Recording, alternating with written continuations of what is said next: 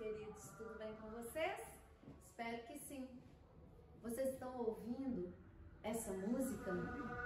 Essa belíssima música é um canto gregoriano.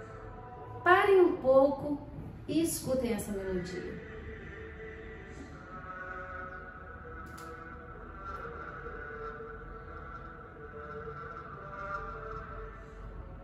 O canto gregoriano, ele é um canto típico da Idade Média.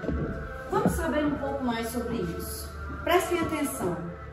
A influência religiosa dos monges por toda a igreja, em meados do século XI, o Papa Leão IX iniciou uma grande reforma religiosa, consolidada anos depois por Gregório VII, pertencente à ordem de Clânio. A reforma gregoriana definiu, prestem atenção, a castidade, a vida comunitária e o serviço litúrgico como bases da vida sacerdotal.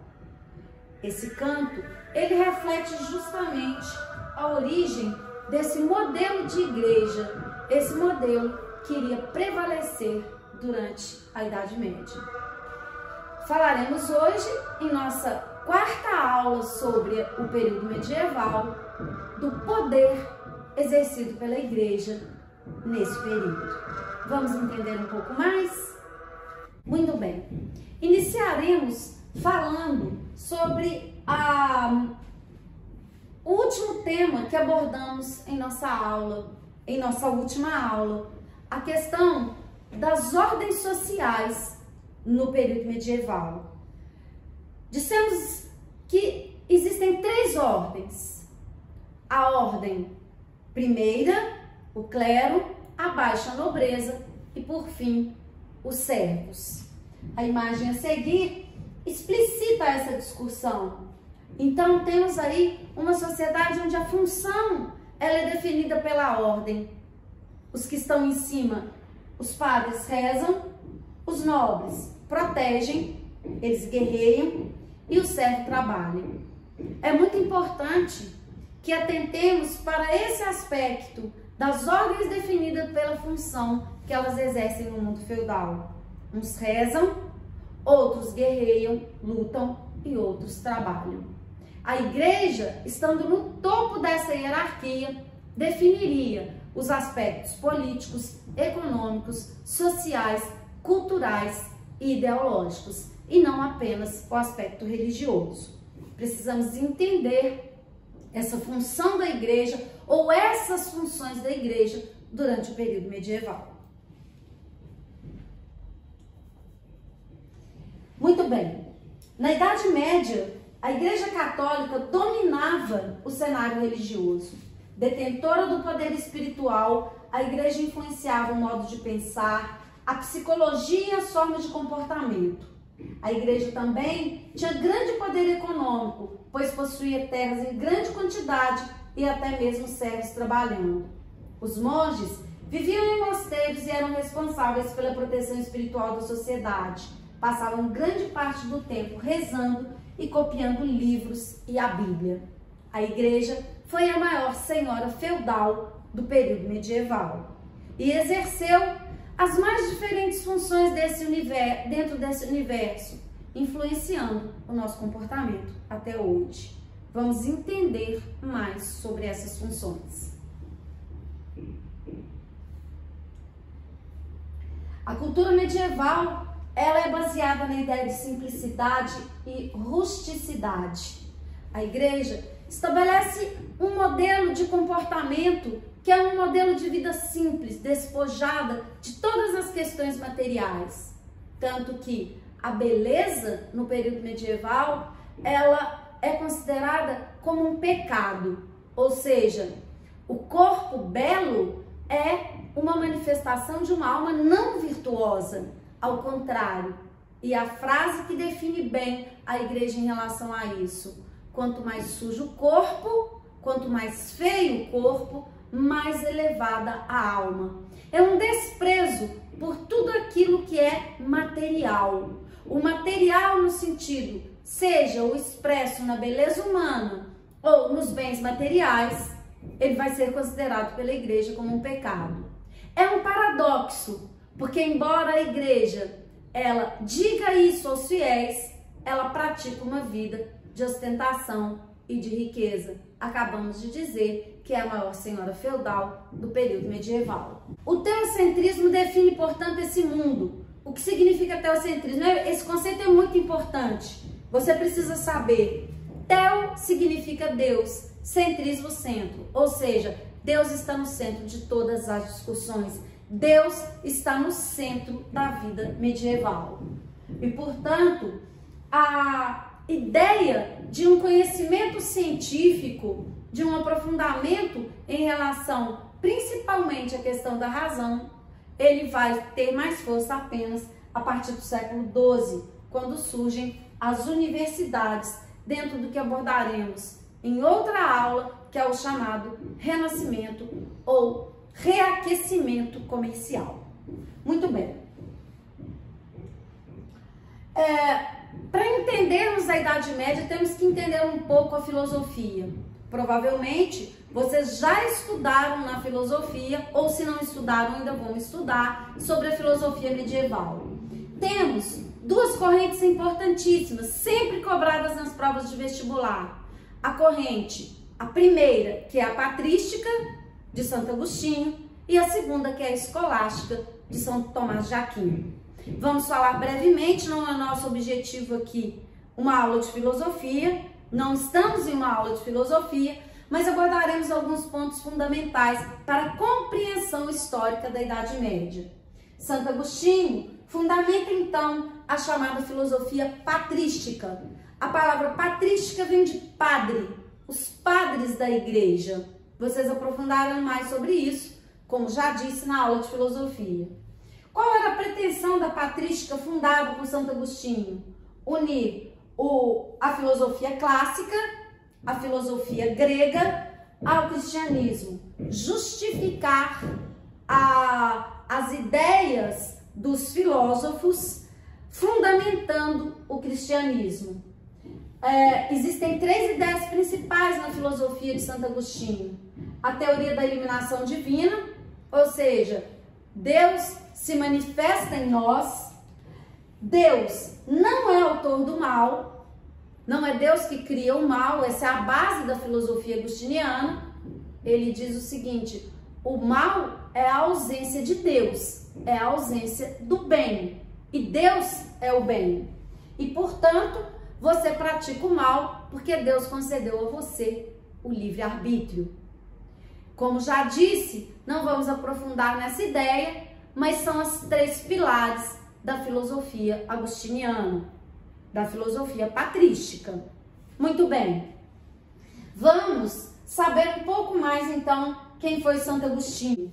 Aurélio Agostinho, o Santo Agostinho de Hipona, foi um importante bispo cristão e teólogo. Nasceu na região do norte da África em 354 e morreu em 430. Era filho de mãe que seguia o cristianismo, porém seu pai era pagão. Logo em sua formação teve importante influência do maniqueísmo, sistema religioso que une elementos cristãos e pagãos. Para o bispo, nada era mais importante do que a fé em Jesus e em Deus. A Bíblia, por exemplo, deveria ser analisada levando-se em conta os conhecimentos naturais de cada época. Defendia também a predestinação, conceito teológico que afirma que a vida de todas as pessoas é traçada anteriormente por Deus. As obras de Santo Agostinho influenciaram muito o pensamento teológico da Igreja Católica na Idade Média. Morreu em 28 de agosto, dia suposto, de 420, durante um ataque dos vândalos, povo bárbaro germânico, ao norte da África. Ou seja, Santo Agostinho foi um pensador importante no início da Idade Média. Vejamos aqui algumas obras desse importante filósofo. Da doutrina cristã, Confissões, A Cidade de Deus, da Trindade, Retratações, de Magistro e Conhecendo a Si Mesmo. São algumas das mais importantes obras, sendo que as duas mais conhecidas, Confissões e A Cidade de Deus. Espero que pesquisem mais sobre Santo Agostinho. Vale a pena entender um pouco mais. Terminaremos aqui com uma frase de Santo Agostinho que define bem a sua filosofia, e vocês podem curiosamente, pesquisar mais sobre ele. Vamos lá, qual é a frase? Creio para entender, entendo para crer. Veja bem, ele nega a razão? Não. Nega o princípio científico? Não. Eu creio e crendo eu entendo. E entendendo eu creio. Ou seja, não existe aqui uma negação da razão, mas a razão como fundamento para a fé. É o mais importante para entendermos aí. Muito bem. Falaremos agora de um outro teólogo, esse já na Baixa Idade Média, que é São Tomás de Aquino. Ele funda uma outra linha, que é a escolástica. Qual era a ideia da escolástica? Uma harmonia entre razão e fé. A fé, ela não exclui a razão, segundo São Tomás de Aquino.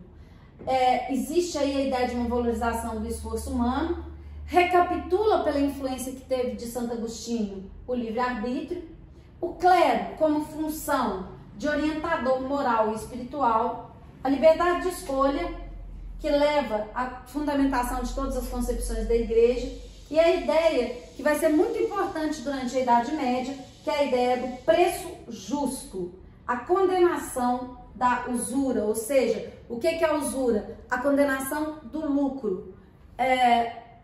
Todo o período medieval, basicamente durante todo o período, a ideia de lucro, ela é condenada. Muito importante que a gente saiba disso. Muito bem, continuando, temos aí também uma breve biografia de Santo Tomás de Aquino, importante teólogo, filósofo e padre dominicano, é uma ordem dentro da igreja, no século XIII. Foi declarado santo pelo Papa João 22 em 18 de junho de 1323. É considerado um dos principais representantes da escola, linha filosófica medieval de bases cristãs. Foi um fundador da escola tomista de filosofia e teologia. Tomás de Aquino produziu uma vasta obra escrita, somando mais de 60 livros. Entre os principais encontram-se a Suma Teológica e o Ente e a Essência. A Suma Teológica, escrita em 1265 e 1274, período de maturidade de Tomás de Aquino. A obra trata da existência de Deus, da natureza do homem e da moralidade. É nesse escrito que são encontrados os 5 vias que provam a existência de Deus. E a outra obra, o Ente e a Essência, nessa obra Aquino resolve questões metafísicas com base na filosofia aristotélica. O pensamento propôs que existem 2 categorias lógicas distintas distintas, ente e essência, enquanto a essência propõe-se a denominar as coisas, apontando o que é cada ser. O ente é o próprio ser. Em suma, é a base da filosofia chamada escolástica. Uma frase para refletirmos, não analisarei a frase para que cada um de nós reflita sobre ela.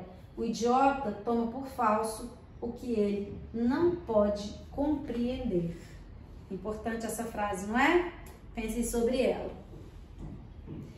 Muito bem, essa configuração do poder da igreja levaria às heresias. O que são as heresias? A igreja considera heresia tudo aquilo que vai contra os seus dogmas. O que é um dogma? Uma verdade indiscutível. Os principais grupos de hereges, não aprofundarei aqui sobre eles, são os albigenses, os nestorianos, judeus, bruxas, alquimistas, cátaros. O que não faltou foram pessoas que se opunham a alguns dogmas da igreja. Não quer dizer nem mesmo que não fossem católicos. As mulheres foram um alvo preferencial da igreja. E não quer dizer que não fossem fiéis àquilo que a igreja falava. Qualquer forma de oposição ou de comportamento divergente não é aceito pela igreja. E por isso a igreja cria os chamados tribunais de inquisição. O que são esses tribunais de inquisição? São ou tribunais de santo ofício. são o meio que a igreja encontrava para punir os casos de heresia. Os tribunais de inquisição, os métodos que a igreja usa para julgar os casos de heresia, principalmente a utilização da tortura. O acusado ele era torturado para confessar o seu crime de heresia. Muitas mulheres, especialmente, foram levadas aos tribunais de inquisição.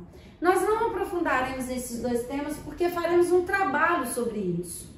Um trabalho com outras disciplinas para aprofundar mais sobre cada um desses temas, inclusive sobre a alquimia medieval, porque ela foi tão importante e tão perseguida durante a Idade Média.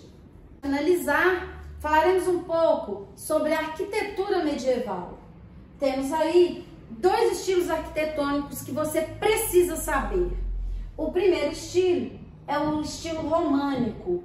O que é esse estilo? O que ele nos apresenta como característica? Eu tenho construção maciça, pesada, linhas simples, horizontalidade, poucas janelas, ideia de segurança e de tranquilidade. É o período de consolidação da Igreja Católica. Ela precisa se afirmar.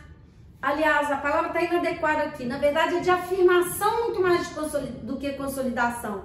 A igreja precisa se afirmar em um contexto inicial, no início da Idade Média. Então, por isso que eu falo desse estilo arquitetônico na Alta Idade Média. A ideia de que, principalmente quando eu falo de poucas janelas, pouca luminosidade, é que você precisa simplesmente acreditar e não contestar. O padre, de modo geral, rezava a missa de costas para os fiéis em uma igreja escura. Ou seja, você não tem que entender nada, você tem que simplesmente crer e não contestar. Esse estilo, ele muda na Baixa Idade Média e passamos a ter aí a predominância do estilo gótico. Eu tenho leveza, graciosidade, verticalidade, grandes janelas, a presença principalmente de vitrais, que a gente pode ver inclusive na nossa cidade até hoje, rosácea e luminosidade. É a ostentação da igreja, é o momento de consolidação da igreja. A igreja precisa demonstrar poder, principalmente no momento em que as contestações elas são ainda maiores. Então a igreja muda e constrói grandes e monumentais igrejas justamente para afirmar esse poder. Muito bem, finalizamos aqui. O assunto é inesgotável. O que fizemos foi um breve resumo de um assunto absolutamente instigante e que provavelmente poderíamos passar aqui muitas e muitas horas falando. Mas aproveitaremos esse tema e toda a temática da própria Idade Média e faremos um belo trabalho sobre esse período tão importante na história da humanidade. Um beijo para vocês, espero que tenham aprendido, espero que tenham gostado. Até a próxima!